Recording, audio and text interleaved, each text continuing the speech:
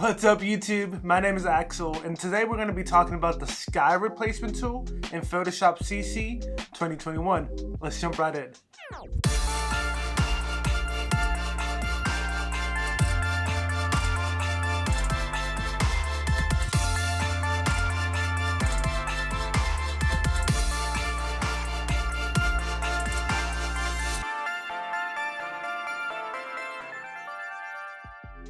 The photo we're going to be using is one that I took around 2 weeks ago of my friend Laura walking down this road.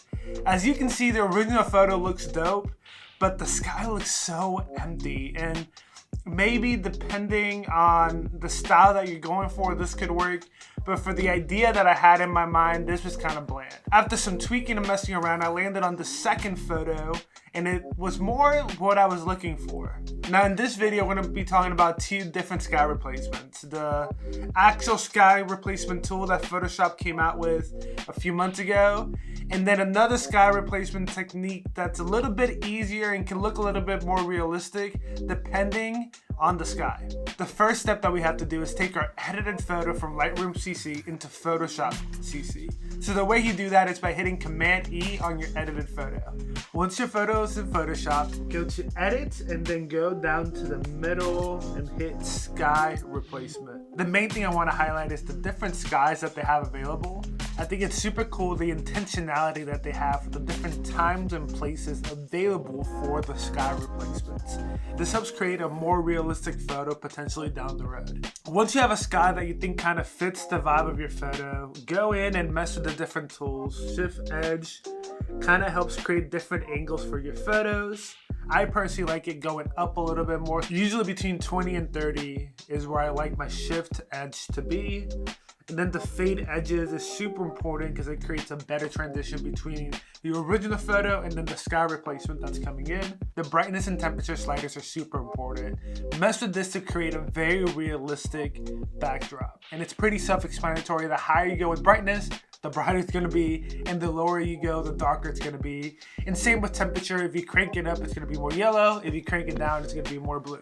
And that's the sky replacement tool in Photoshop. It's only a few months old, so I guarantee they're going to keep making it better, and they're going to get better tools in there to create a more realistic experience for you. Now the second way that I create a sky replacement is a little bit more manual, but I'm going to be honest with you, it's the style that I lean towards the most because it creates the most realistic experience for me, and it's the most flexible. Right now I feel like the sky replacement tool in Photoshop still has some areas where it feels very restrictive. The first thing you're going to want to do for the second sky replacement technique is go into Unsplash or Google Images and download a photo of the sky. I have this photo that I used from Unsplash from Diego something, I don't know his name, but what we're gonna do is right click, open with, and Adobe Photoshop 2021. Once that photo opens up, you're gonna want to drag it from that file to the other file where your photo is at. Now that you have your new sky over your photo, you're gonna want to go in and resize it to fit the frame. Once you're happy with the framing, I recommend go to your opacity, drag that down so you can see what's going on behind the new sky. The next thing that I do is create a layer mask on my new sky and then hit B for brush. Using a layer mask gives me flexibility to take things out of the frame without losing that data, and whenever I want to bring it back, I can just change the color of my brush and paint it back in. Since my layer mask is white, we're gonna want to use a black soft brush for this.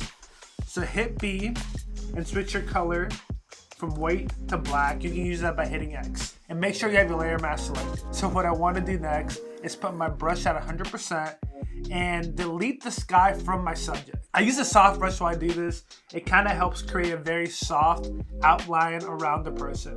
Using that now is going to make it easier down the road when we have to delete more stuff. So I'm pretty happy with that. The next thing we're going to do is mess with the layer filter style. After messing with a few different layers, I really like the way that multiply looks. It looks the most realistic in my opinion. From here I hit Command T and try to rearrange the photo. I want that yellow part of the sky to be in between the two tree lines. So I'm actually gonna bump up the photo a little bit. And because we have our layer mask, we're able to go back to our brush and bring back what we deleted. To be able to do that, you're gonna wanna switch from a black brush to a white brush. So now what we're gonna do is change the opacity of the brush. We're gonna bring it down down to, let's say, 70%. So the goal now with this soft brush is to create softer lines and transitions between the talent and the sky, and the road and the skyline. To make this easy and the most realistic, I use a pretty large brush, usually around 500 to 800 pixels, to be able to create a very soft transition. And to even make it more realistic, change your opacity and size brush at different times of this edit to be able to create different flows.